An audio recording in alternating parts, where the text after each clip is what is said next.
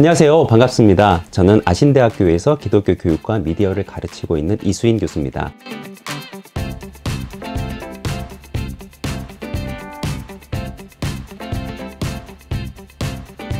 오늘 저는 여러분들과 생성형 AI 시대의 가짜뉴스와 그리스도인이라고 하는 주제로 잠시 이야기를 나누려고 합니다. 어느 날 교회 단톡방에 이런 메시지가 올라왔다고 생각해 보겠습니다. 과연 여러분들은 어떤 반응을 보이시겠습니까? 아마도 신앙을 가진 많은 그리스도인들은 정말 긴급한 기도 제목이니 빨리 이 소식을 다른 사람들에게 전하고 본인도 이 일을 위해 마음을 모아 함께 기도해야겠구나, 이렇게 생각하실 것입니다. 그렇지만 이 메시지는 수년 전에 돌아다녔던 유언비어이고 이미 언론에서도 특집 기사로 다루며 가짜뉴스임을 분명히 밝힌 것입니다. 그런데 이런 가짜뉴스와 관련된 해프닝은 오늘날 수많은 교회 단톡방에서 끊임없이 계속 반복되고 있습니다. 물론 요즘 어디에서나 가짜뉴스를 쉽게 접할 수 있기 때문에 교회에서도 가짜뉴스를 접하는 것이 당연하지 않느냐, 이렇게 생각하실 수 있죠. 그렇지만 사실 그리스도인들은 세상 사람들보다 가짜뉴스에 더 쉽게 빠질 수밖에 없는 몇 가지 이유가 있습니다. 첫째, 그리스도인들에게는 세상 사람들과 약간 다른 문화가 있는데요. 그 중에 하나가 어려운 일이 있으면 기도하는 것입니다. 그리고 큰 어려움이 있을 경우 혼자만 기도하는 것이 아니라 주변의 사람들에게 기도 부탁을 하고 함께 기도하는 문화가 있죠. 즉 평소에도 이렇게 기도 제목을 나누고 함께 기도하는 삶을 살아가기 때문에 다른 사람들이 메신저 프로그램을 통해서 기도 제목을 보내왔을 때 그것을 무시하기도 힘들고 다른 사람들에게 전달하는 것도 더 적극적으로 하게 됩니다. 둘째, 기독교인들은 기본적으로 신앙인, 즉 믿음이 있는 사람들입니다. 그렇기 때문에 뭔가 잘 믿지 못하고 의심하는 사람들과는 다르게 잘 믿는 성향을 가지고 있는 경우가 많습니다.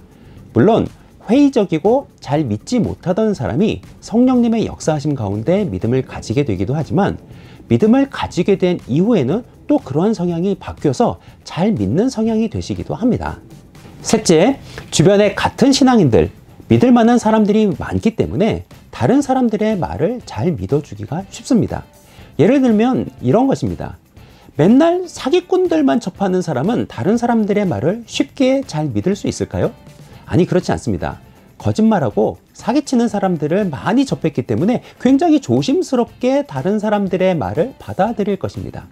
반면에 주변에 믿을 만한 좋은 사람들이 많은 그런 사람이 있다고 생각을 해보겠습니다. 이 사람은 어떨까요? 아무래도 상대적으로 다른 사람들의 말을 잘 받아들일 확률이 높은데요. 기독교인이 바로 이런 상황에 놓이기 쉬운 것이죠. 그리고 네 번째로 기독교인들이 가짜뉴스에 취약한 이유는요. 기독교인들에게는 세상 사람들과는 다르게 목적의식이 있습니다. 즉 모든 민족을 제자 삼는다는 마태복음 28장 19절에서 20절까지의 대위임 명령이나 하나님 나라의 완성과 같은 큰 목적과 대의를 대부분의 그리스도인들이 마음 깊숙이 품고 있습니다. 그렇기 때문에 이 세상이 이렇게 돌아가는 모습에 무관심할 수가 없고 목적의식이 없는 사람보다 조금 더 적극적으로 사회에 참여하려고 합니다.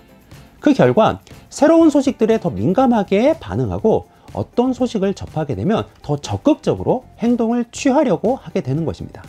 마지막으로 한국 교회 내에서 전통적으로 아멘과 순종을 강조해온 문화가 있었는데요.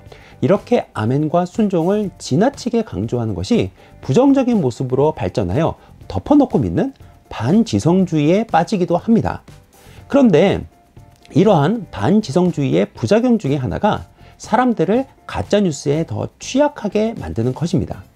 즉 합리적으로 생각하고 이성적으로 판단하는 것이 가짜뉴스에 대처하는 가장 기본적인 태도인데 반지성주의에서는 이런 자세야말로 가장 피해야 하는 그런 자세이기 때문입니다.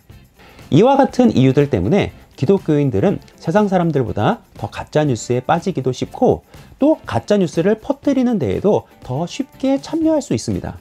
몇 년 전 한국 교회가 가짜뉴스의 온상으로 지적되기도 했었는데요. 그게 다 이유가 있었던 것입니다.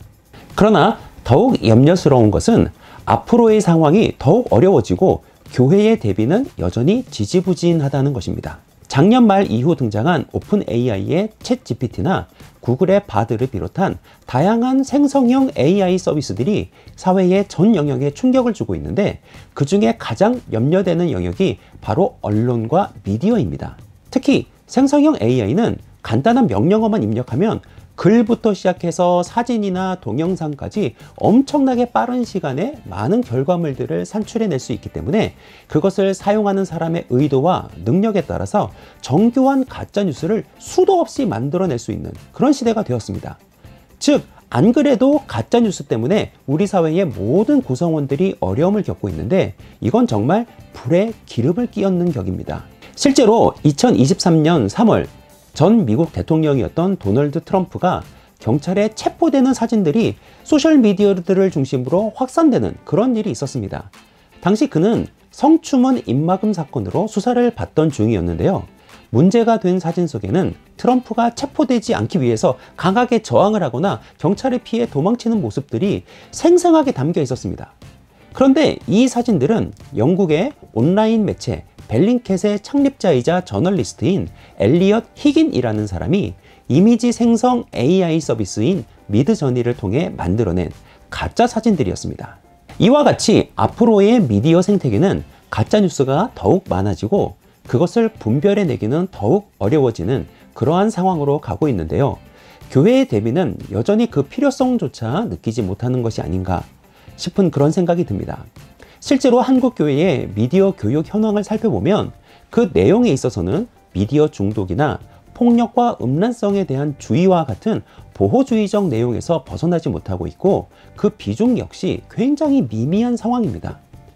이 시대를 살아갈 기독 시민이자 미디어 수용자로서 다양한 뉴스와 정보들을 바르게 이해하고 분별하기 위한 이 미디어 리터러시 교육이 너무나 절실한데요.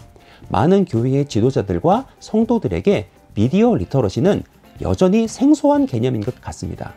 특히 저는 지난 2020년부터 학부 학생들을 위한 미디어 리터러시 과목을 신학교 최초로 개설해서 가르쳐 왔고요.